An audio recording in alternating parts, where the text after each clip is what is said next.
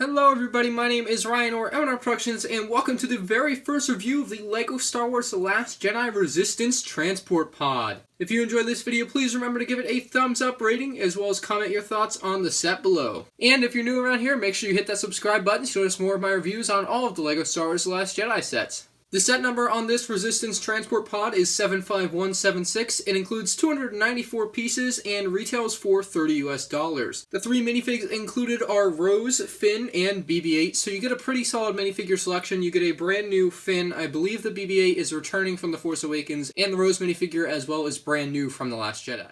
The first minifigure we have is Rose, and she looks rather snazzy. I really like her outfit. It's got a lot of cool folds and wrinkles on it, which I think look really accurate to what we're going to see in the movie. As we work our way around back of her, you're going to see that she does have some back printing, although it's pretty bland. You can see a hood there, which is pretty neat, but everything else is just kind of hidden. There's kind of a belt there, kind of trying to make her look a little bit skinny, which is kind of cool that LEGO tried to do that. It does kind of work, but again, it also kind of looks weird when you really think about it. They're trying to make a LEGO minifigure looks skinnier than it is.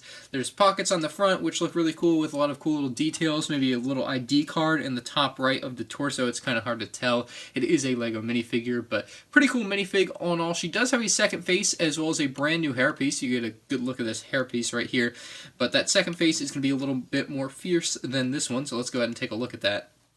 And here's that more fighter style face. Looks a little bit more angry, anxious, whatever you want to call it, mad. I think the two faces included are pretty nice. I like the one where she's a little bit more relaxed and this one where she's more in war, fight mode. I really like that difference of mood. The next minifigure we have is Finn, and this is a brand new Last Jedi version of Finn. He looks pretty darn spiffy, if I do say so myself. He's wearing that same jacket from The Force Awakens, I believe, but it is a different print than the Force Awakens versions of this minifigure that we have. He has a pretty cool hairpiece. I love the afro look it's got. He's got a really neat face as well. He looks really happy for some reason. As we look down to the belt and leg regions, you guys can see a little bit more printing, which is a little bit hard to see on those pearl dark gray legs, but looks cool nonetheless.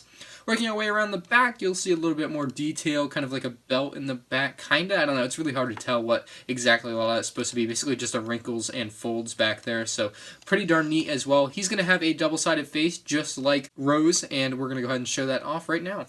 And now the expression on his face has changed to a much more worried and scared look as opposed to the previous happy-go-lucky look, so a pretty big difference in emotion between the two faces, which is pretty darn cool. And the last minifigure included is BB-8. He is the same BB-8 from The Force Awakens. I believe this is unchanged, so unless there's a slight difference in the printing on the head or anything, which you might be able to pick out, but I couldn't, that's going to be the same minifig that we got from The Force Awakens.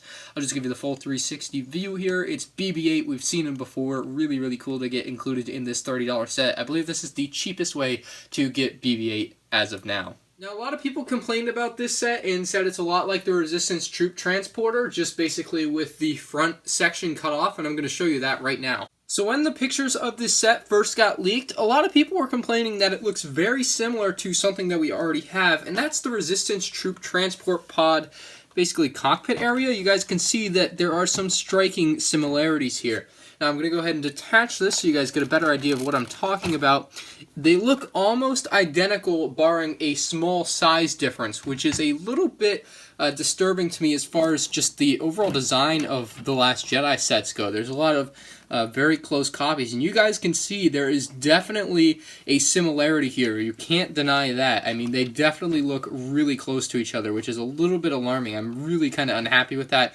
I mean, obviously the Resistance Transport Pod is bigger, but you're basically looking at the same design, just slightly bigger. I mean, even the engine area in the back is mostly the same, barring the obvious size difference and the better look of the newer one, but again, you're getting basically the same thing from the Resistance Troop Transporter, and if you really want this set but don't want to spend $30, just attach it from your transporter that you have already. Now that I do have the set in hand, though, I will say it is definitely better than the transporter bit. I mean, it definitely looks better, has better features, but I would definitely say it's a little bit scary close to it. Getting into the features of the transport pod itself, it has a few pretty cool things that it can do. The first of which is located around back. You can see this bit here, which is basically looks like an engine piece, but it also has the ability to turn this turret on the side around 360 degrees, so up and down, or you can flip it all the way around and shoot whoever you want behind you, which is pretty darn cool as well. So a really nice little functionality right there. I'm a big fan of that.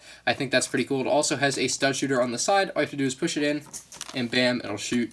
And to reload it, you just put the stud back in. They're a little bit difficult to handle, but you're able to get it back in. The other feature you'll find underneath the Resistance transport pod is the stud shooters. They're very well hidden under there. I actually really like the design of the way they've got them in there. And the way to shoot them is with this circular bit here. You're just going to push to the left basically on it if you're pushing from the bottom, and they're going to shoot right out into my hand. 1, 2, and then to reload them, you guys can better see the area where you can reload them in there now. You just push them in, they'll click in this place, and you're ready to shoot again whenever you want. So a pretty neat inclusion of those spring-loaded missiles in there. I'm actually a big fan of the way they worked that. The other feature is the ability to open up this hatch here on the left of the cockpit, and you're able to store Rose's gun in there. You can't store Finn's gun in there because it's a little bit too big, so you'll see that it kind of pops out there just a little bit, and that doesn't allow this to close and click properly, so you have to remove that. But it can store a couple of those smaller Lego guns, but unfortunately it's not going to store the bigger ones. If we get into the cockpit area here, you'll see that to open the cockpit, all you have to do is remove it. This does not spin or anything. This is just kind of stationary, although it does have a sticker on the side. You guys can see the interior there is actually really good looking. I think they did a good job with that. It also has a pathway to the back here where you are going to be able to store BB-8, but we'll get into that next. Here you can put your pilot, which we're going to make Finn for the moment, and he will just fit right on into the section made for him there. In here it's got the plate with the grill piece, which is really good for placing Lego minifigures down and picking them back up without it being too hard, because that way they're not stuck in there with two pieces. They're only stuck in there on one of their leg parts, which makes it a lot easier really to get the legs and the minifigure in and out of there. You can also put Rose up here in the back, or you can flip-flop their positions if you'd like. We'll just get her into position here somehow. And eventually she does go down in there and fits in perfectly. You can also throw in Finn's gun in there if you want. There's a pretty neat control panel here. It's a sticker. You guys can see on the sticker there, there's nothing super special on there. It kind of looks like some mountains, but there's no ships or anything there. You can also see there's a little bit of extra space in here, so if you want to throw in some more guns, you can. You can also place Finn's gun on this clip right here, and if you want to take Rose's out of that little cargo bay, you can place hers on the back clip there. So there's additional spots for more accessories if you choose to put them in different places, which is perfectly fine. To place the windshield back on, you simply just snap it into place. It doesn't lift off or anything. It's just a snap-on, snap-off type thing. There is one more main feature on this set, and that's the ability to remove this top hatch, and that's going to give you the insight to the inside there. And you can see there's a studded tile there where BB-8 is going to go. He will stay right on there if you want him to, or you can have him mosey on down into the cockpit area. It's kind of cool. I really like the way that it goes back and in. That's really, really neat looking. And honestly, if this set was made even bigger, it would kind of be cool at the $60 range, because you would have so much more space to do things. I really like the way they've compartmentalized this ship. You guys can see some of the mechanics in there for turning this thing. Pretty cool. And we'll place that back on top. And the ability to pull that off, you guys can see there are some bombs in there, as well as another little weapon type thing, or binoculars, whatever you want to call them. And they're in there as well. The bombs do have the printed piece on them. I will try to get one out for you. So these are the printed types. These have been around for a few years, but you get 2 of them included in the set, which is pretty nice. You can just load them back in there. They're kind of cool just to have and throw at your minifigure opponents, or stick onto the enemy ships as you're flying around this ship, and you can make them all blow up. It's pretty cool. As far as the engine design on this ship, I think they've done a stellar job. They use these translucent blue headpieces right here, which actually look pretty darn cool, and I actually really like that as a piece, but they look really cool as engines. They work really well, 1, 2, 3, and 4 of them. You also have this weird Technic tubing that goes around the whole thing, but it does make a pretty neat design going around the back of the engines.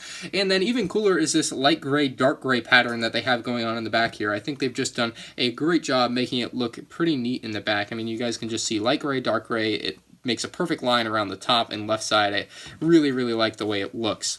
Now, stickers are something that I'm usually 50-50 on. This is a set that stickers do add a lot to. I did mess up on this front sticker, but stickers do add a lot to this set. But there comes a point where you have too many stickers. Now, this, I think, is too many stickers for a $30 set. This is a lot of stickers. I think there's 11 here, 12, 13, 14 stickers on this set, which is quite crazy for only having 300 pieces. So the sticker to piece ratio, which is something we should really start taking count of, is quite ridiculous on this set. But they do add a lot. I mean, without the stickers, it would look quite stupid, honestly. I mean, of course, the cockpit would look ridiculous as just an all-yellow cockpit. I wish they had printed on it, but they didn't do a print on it, which is a little bit sad for me. I do wish they had printed something. Like, you could have printed this back piece, you could have printed something here, but they didn't print anything. They just gave you a whole sticker sheet and nothing else, which is a real shame for what I think is an overpriced set at $30.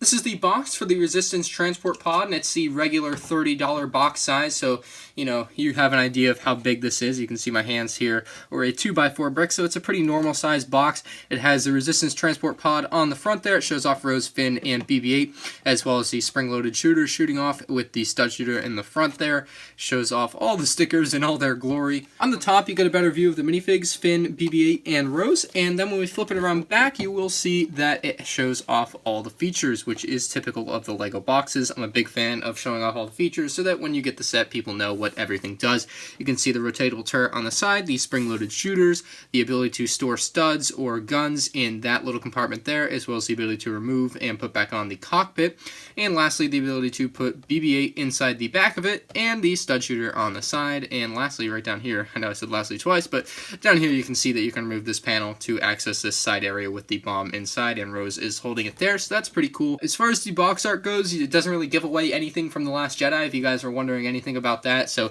you don't really see any spoilers in the box art. You can see a First Order Star Destroyer in the background there, but nothing else. One's blowing up here, I think. Something cool they've done with The Last Jedi sets is put box art on the side, and it looks really, really cool, especially on the First Order Heavy Assault Walker. On this set, it just kind of shows off the set like that, but I think on some of the other sets, it looks a lot better. It's still really cool to have that side box art. I think that's a really cool way to show off the set from the side of the box, as opposed to just having a bland picture of it, so that looks pretty darn cool. Lastly, I'll show you the instruction booklet. It's a pretty normal instruction booklet, barring the back, which is where the interesting stuff is, and you're going to find some really cool art in the back. First off, it's going to show off all of the Last Jedi minifigures on the left there, and you guys can pause the video if you want to get a better look at that.